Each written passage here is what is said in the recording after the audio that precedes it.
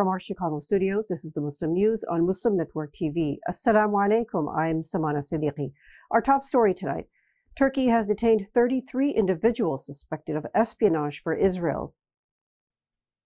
Interior Minister Ali Yerlikaya disclosed that the arrests occurred during raids in Istanbul and 7 other provinces.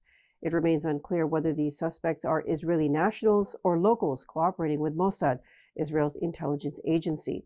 Video footage released by Yerlikaya's office depicts security agents breaking into homes and apprehending suspects. The arrests come in the wake of President Recep Tayyip Erdogan's warning against potential Israeli actions targeting members of Hamas living or working in Turkey. In a devastating start to the new year, Israel has continued its relentless attacks on Gaza. Over the past 24 hours, Israeli forces have launched 15 attacks, killing 207 Palestinians and leaving 338 more wounded. Among the casualties are 15 people who died in a residential home in Deir al-Balah, central Gaza, due to an Israeli airstrike. In the occupied West Bank, Israel killed at least 5 Palestinians in raids. Additionally, a Palestinian prisoner became the 7th to die in Israeli custody since October 7th, drawing condemnation from Palestinian groups. The Palestinian Ministry of Education reports that 4,156 students have been killed in Israel's war on Gaza, and at least 381 schools have been bombed or damaged. Since the conflict began in October, Israeli attacks on Gaza have killed at least 22,185 Palestinians and left approximately 57,000 injured. The death toll from the October 7th attack in Israel reached 1,139. Israel will not boycott the International Court of Justice, or ICJ, proceedings against it initiated by South Africa. Israeli National Security Advisor Zahi Hanegbi says Israel is a long-standing signatory to the Genocide Convention and intends to participate in the case to refute the accusation. He argued the Jewish people have experienced genocide profoundly and noted the capability to defend themselves against those seeking their destruction. South Africa filed a case at the ICJ last week, accusing Israel of crimes of genocide against Palestinians in Gaza. The petition alleges Israel has used indiscriminate force and committed crimes against humanity. South Africa has also asked the court to order Israel to allow Palestinians to return to their homes in Gaza, provide essential humanitarian aid, prevent incitement to genocide, and allow an independent investigation into its actions. Israel's military has announced a temporary withdrawal of some soldiers from Gaza. The move marks the first substantial troop pullback since the conflict began in October. Pressure from the U.S., Israel's principal ally, prompted the decision. The focus is on reducing civilian casualties and transitioning to a low-intensity conflict. Nevertheless, fierce fighting persists in Khan Yunis. Israel has reiterated its commitment to continue the war until its objectives, including the destruction of Hamas, are met. While the troop withdrawal raises questions about the conflict's future phases, the military says preparations for prolonged fighting are ongoing. American Muslim leaders have expanded their #Abandon Biden campaign, which was started last month. The aim is to voice dissatisfaction with President Joe Biden's handling of Israel's war on Palestine. The campaign was launched by Muslim leaders from Michigan, Minnesota, Arizona, Wisconsin, Florida, Georgia, Nevada, and Pennsylvania. It aims to actively oppose Biden's re-election in all 50 states. The announcement was made during a national convention organized by the Muslim American Society and the Islamic Circle of North America in Chicago last week. The group's main grievance revolves around Biden's refusal to call for a ceasefire in Gaza. Israeli attacks have killed more than 22,000 people. Community leaders are calling for a probe into a potential hate crime after an act of vandalism at Masjid Jamia in West Philadelphia. Surveillance footage captured the suspect in the act. The incident occurred early Friday morning when worshippers arrived for prayers. They discovered disturbing graffiti on the mosque's exterior. The vandal had spray-painted the phrases, "Give peace a chance," along with the Star of David and a communist symbol. Philadelphia police were alerted by Director Calvin Shuja-Moore, who promptly painted over the graffiti. The Philadelphia Council on American Islamic Relations expressed concern, citing this as the 3rd mosque vandalization in 2 months. They are urging investigators to treat this as a hate crime. Worshippers fear Israel's ongoing war on Palestine could lead to further incidents in the U.S. They hope for stronger law enforcement actions to ensure safety and apprehend the suspect, while more plans to enhance security measures. Palestine urges Tony Blair to distance himself from Israel. Details after the break, so stay tuned, and we'll be right back. Palestinian authorities have called on former British Prime Minister Tony Blair to refrain from involvement in Israeli plans to evacuate Palestinians from Gaza. The Palestinian Foreign Ministry expressed concern over reports that Blair is heading a team to work on this evacuation and is meeting with some countries about the issue. They view Blair's potential involvement as hostile to Palestinian rights and a violation of law. Such evacuation has been described as forcible transfer, which is illegal under international law. Israeli media reported on Blair's meetings with Israeli officials. Israel considered appointing Blair as a mediator to persuade Western countries to accept Palestinian refugees from Gaza. Blair has faced accusations of bias towards Israel during his involvement in the peace process.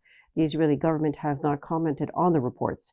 Israeli officials, including hardline Finance Minister Bezalel Smotrich, have voiced support for the so-called voluntary evacuation plan. Violent Jewish groups performed religious rituals at Bab al-Qatanin, one of the gates of AlAqSA Mosque, on Monday. They performed Talmudic rituals and full prostration at this western gate. Since Israel launched its war against Palestine on October 7th, extremist Israeli Jews have become even more aggressive. The Israeli onslaught has left Gaza in ruins, with 60% of the enclave's infrastructure damaged or destroyed and nearly 2 million residents displaced. In related news, in 2023, more than 48,000 Israeli settlers stormed the Al-Aqsa Mosque complex in occupied East Jerusalem. Speaking to Anadolu News Agency, an official in the Islamic Waqf department in Jerusalem said last year 48,223 settlers stormed the Holy Mosque complex. Last month alone, 3,086 settlers raided the mosque under the protection of Israeli police. Israeli police began allowing settler incursions into Al-Aqsa Mosque complex in 2003, despite condemnations from Palestinians. Al-Aqsa Mosque is the world's third holiest site for Muslims. Jews call the area the Temple Mount, claiming it was a site of two Jewish temples in ancient times. The Jerusalem-based Wadi Helwe Information Center said Israeli authorities issued 1,105 deportation orders in 2023 to Palestinians, including deportation orders from Jerusalem's Old City and elsewhere in Jerusalem. The center also documented 209 Israeli demolitions of Palestinian homes across occupied East Jerusalem, including 68 demolitions after October 7th, the start of Israel's war on Gaza. The center reports that Israeli forces have killed 21 Palestinians from Jerusalem in 2023. A U.S. military base in northeastern Syria came under missile attack on Monday. It is not known if there were any casualties on the base, which is located in the town of Al-Shaddad in the Al-Hasaka governorate. Recently, attacks have been carried out on U.S. military bases in the Tenef region, the Malikiya district near the Iraqi border, the Shaddadi district in the Hasaka province, and the Deir ez-Zor province. They have been attacked with drones and surface-to-surface weapons of unknown origin. The territories in Deir ez-Zor east of the Euphrates River are under the control of the Kurdish group PKK-YPG. The provincial center and other rural areas are under the control of the regime of President Bashar al-Assad and Iranian-backed groups who occasionally launch attacks with rockets and drones on U.S. bases on the eastern bank of the Euphrates. Supreme Court Chief Justice John Roberts has issued a year-end report cautioning against the adoption of artificial intelligence in the legal field. In his report, Roberts expresses optimism and concern about AI's impact on the legal profession. He highlights AI's potential to improve access to justice, streamline legal research, and expedite case resolution. However, he also stresses the need for caution and humility due to privacy issues and AI's inability to replicate human discretion. Roberts emphasizes that human judges would remain essential, but acknowledges that AI would significantly influence judicial work, particularly at the trial level. He cites instances of AI-generated hallucinations leading to fictitious case citations in court papers, urging lawyers to exercise vigilance.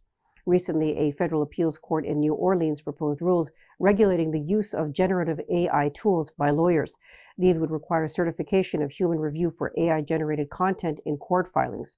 Roberts' report coincides with ongoing discussions in lower courts about adapting to AI's evolving role in the legal system.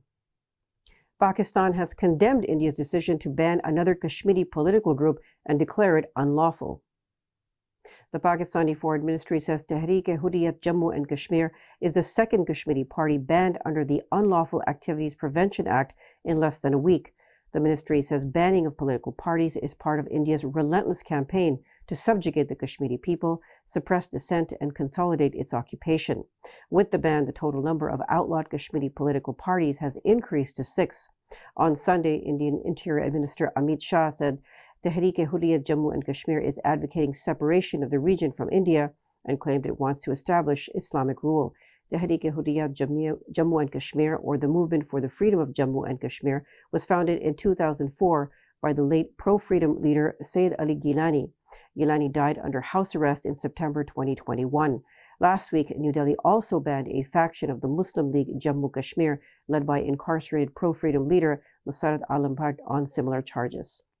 That's all from our Chicago studios tonight. Thank you for tuning in. You can subscribe to our YouTube channel and hit the bell icon for the latest updates.